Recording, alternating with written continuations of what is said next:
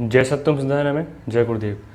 तो जैसे कि आप पढ़ चुके हैं टाइटल भी कि यार जो डिविडेंड इनकम है हमारी उसका टैक्स ट्रीटमेंट क्या होगा। अब तक हम देखते थे कि जो हमारा फाइनेंशियल ईयर था 1920 उसमें क्या होता था कि कंपनी थी वो करती थी टैक्स डिडक्ट और जो टैक्स पेयर था उसका टैक्स जो है एक लिमिट तक एग्जेम्प्ट होता था। लेकिन अब क्या है, अब कुछ चेंजेस आए हैं 2021 के डिविडेंड इनकम के लिए। तो अगर आप अपनी ITR फाइल करेंगे, जैसे कि अभी ITR टाइम चल भी रहा है जिसकी लास्ट डेट 30 सितंबर और 31 अक्टूबर है, तो उस केस में जब आप ITR फाइल करेंगे और अगर आपने डिविडेंड इनकम अर्न करी है तो उस केस में आपकी डिविडेंड इनकम का क्या क्या ट्रीटमेंट होगा। तो हम आगे बढ़ते हैं। तो जैसे कि आपको पता है कि अप टू असेसमेंट ईयर 2020 मतलब कि जो हमारा फाइनेंशियल ईयर था 19-20, अगर शेयर होल्डर को डिविडेंड इनकम मिलती है किसी डोमेस्टिक कंपनी से, then he shall not be liable to pay any tax on such dividend income as it is exempt from the tax under section 1034 of the act. मतलब कि अगर आपको dividend income मिलती थी डोमेस्टिक कंपनी से तो आपकी जो डिविडेंड इनकम थी वो एग्जाम्प्ट होती थी। इस केस में क्या होता था, जो हमारी कंपनी थी, जो डोमेस्टिक कंपनी थी, इज लायबल टू पे आर डिविडेंड डिस्ट्रीब्यूशन टैक्स, जिसे हम DDT नाम से जानते हैं, अंडर सेक्शन 105। लेकिन but from now April 20 onwards, जो अप्रैल 20 से लेकर 31 मार्च 2021 तक की हमारी ITR जाएंगी, उसमें हमारा क्या ट्रीटमेंट होगा। The provision of section 105 shell not be applicable. मतलब कि अब क्या है, कंपनी को DDT नहीं काटना है। इसमें क्या है कि आगे बढ़ते हैं, not liable to pay DDT and consequently share holder shall be liable to pay tax on such dividend. मतलब कि अब क्या है, आपको जो शेयर होल्डर हैं उनको टैक्स पे करना होगा अपनी डिविडेंड इनकम पर, ना कि जो कंपनी है वो DDT काटेगी। सो अब क्या मतलब कंपनी को क्या करना है, कंपनी तो अपना टैक्स काटेगी नहीं, तो क्या कोई TDS की लायबिलिटी है कि क्या कोई TDS का प्रोविज़न है? जी हाँ है। जो डोमेस्टिक कंपनी है वो हमारा TDS काटेगी अंडर सेक्शन 194। कितने रेट पर? 10% रेट पर।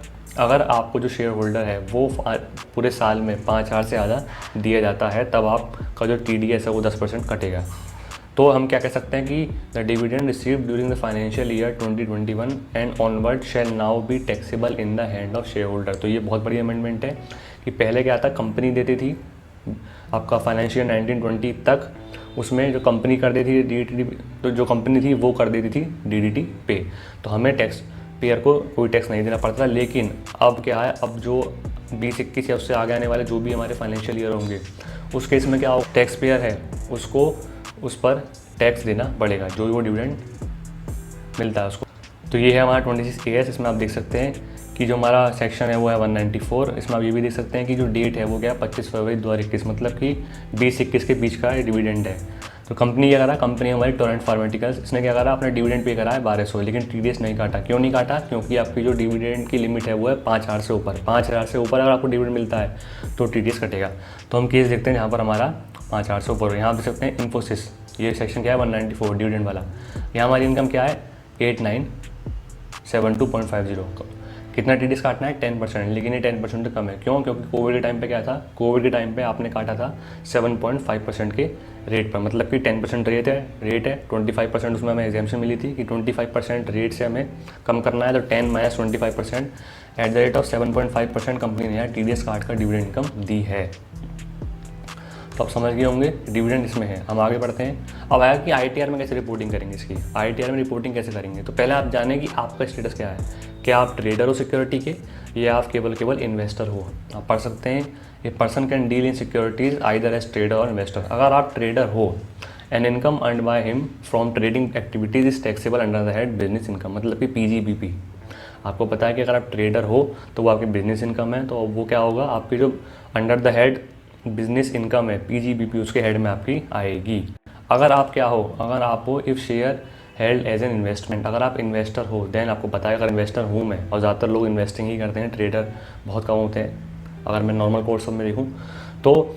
इन्वेस्टमेंट अगर आप करते हो तो सबको पता है कि भाई इन्वेस्टमेंट क्या है, नेचर ऑफ डिविडेंड क्या होगा, वो आपको सिंपली टैक्सेबल होगा under the head other sources. तो अगर हम सिंपली क्या कह सकते हैं, अगर मैं पूरे जो भी इसका क्रक्स निकालना चाहूँ तो उसका क्रक्स क्या होगा कि dividend received now taxable in the hand of tax payer irrespective of amount received subject to exemption limit. मतलब कि जो डिविडेंड रिसीव है अब वो किसको टैक्स देना पड़ेगा, टैक्स पेयर को, इर्रेस्पेक्टिव ऑफ अमाउंट रिसीव्ड। पहले लिमिट थी हमारी कि उस लिमिट से अगर ऊपर जाएगा तब हमको टैक्स देना है, अदरवाइज एग्जेम्प्ट है।